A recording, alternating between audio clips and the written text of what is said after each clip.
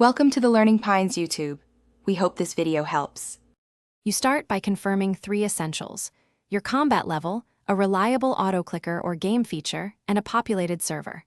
Once done, set your auto-clicker to 10-15 CPS. This balances speed with server latency. Make sure your weapon or fruit is equipped and that you're within a safe spawn zone for target mobs. Begin by accepting a repeatable quest or finding a low-tier mob cluster, because immediate, continuous targets are how auto-grind actually earns XP and drops.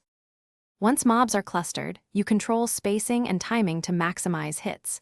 You should activate AoE or multi-hit abilities right before short auto-clicker bursts, then reposition. This chaining increases per minute damage. Make sure you watch your ping. If you see rubber banding, reduce CPS to avoid missed hits. Also, occasionally toggle server hops if spawn timers are long. This keeps XP flow steady. Keep inventory space clear so drops don't block loot. That's why continuous collection. You end sessions by turning in quests and collecting rewards to bank progress, then repeat the cycle. Once you hit new level thresholds, move to tougher spawns to maintain efficiency. If something goes wrong, like the auto-clicker stops or hits don't register, first reset the auto-clicker, re-equip your fruit or weapon, and rejoin the server. This clears common desyncs.